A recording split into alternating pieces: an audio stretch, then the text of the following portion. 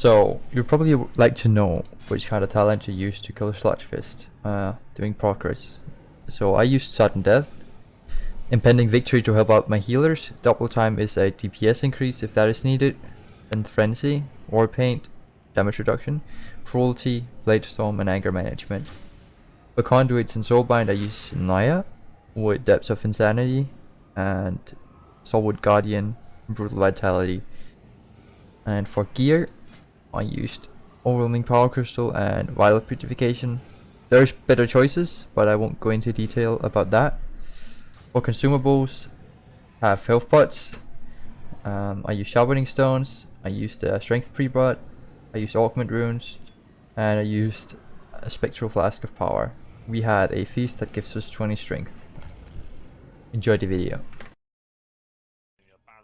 So to start this off, I'll be starting out by casting Rallying Cry at 5 seconds before pull. At 2 seconds before pull, I start the cast of Shattering Throw, and then I throw Heroic Throw immediately after and charge.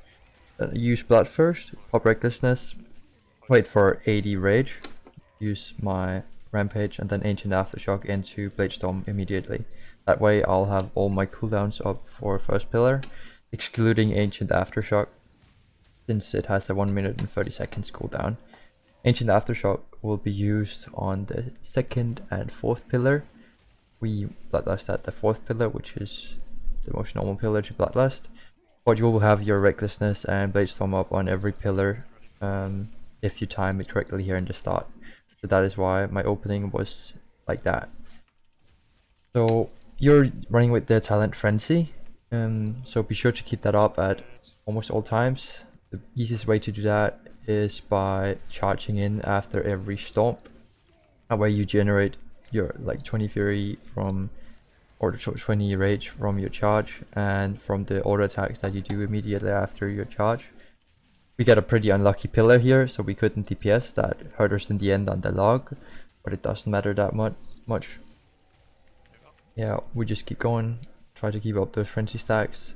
When you're running out and you get this stomp and shift around you, there's a spot that is nearly not that isn't taken often, and it's under the boss. If you want to save up space for other melee DPS, you can stand under the boss with the AoE around you, so be sure to use that.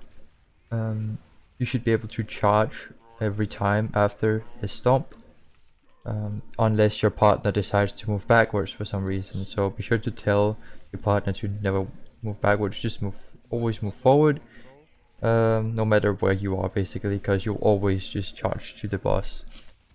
You will be able to charge to the boss even though there's a rubble in the way. You can charge and then quickly move out of the way, unless the rubble is in a completely shit spot. I think there will be an example of this later in the fight. But here on the second pillar, you can see we have Recklessness, Ancient Aftershock, and Blade Storm up. Be sure to use those, and when you cap 100 rage, you just cancel your Blade Storm, and or if you have Execute proc from Sudden Death, it can do so much damage. I'm down. Yeah, be sure to utilize all of the space around the boss to give tanks and the other melees as much space as possible. We have a weak aura that tells you which of the chain partners is the lead of the group, and you try to follow that person at all times. And if you die, that's fine. You should just follow the lead, and if he leads you into death, then that's his fault, and you can know that it wasn't your fault that you died, since you're just following him. But if you refuse to follow him and you make him walk to you and you die because of falling rubble and stuff like that, then that's your fault and you shouldn't do that. I use my Rallying Cry on a third pillar, since that's how we manage our defensive cooldowns and how we avoid totally dying to this. On the third pillar we don't have Ancient Aftershock, but we do have Recklessness and Blade Storm. My trinket also lines up with the second and fourth pillar, so that is perfect that I use my cooldowns on pull, second and fourth pillar. Fourth pillar, we just try to stay alive, not cause too much commotion, and be ready to move in for the pillar. We want as much time on the fourth pillar as possible, since you use your pre-pot on that one, you use time warp, you use everything. You want so much damage on that one. I think we get in like a half a second or a second too late here, because there was a bit of confusion like amongst us melees of when we should move towards the pillar, but it was fine. We got the kill, so that was really great. Yeah, we're a bit cluttered up, but me and my partner moved back. I lose the frenzy stacks right before the fourth pillar, which is really unfortunate, but there was a really unlucky rob pull in the way. This also causes me to lose, like, I would say, a lot of DPS here, but we do get the frenzy stacks up. That is great. So there's a lot to focus on while doing your rotation here.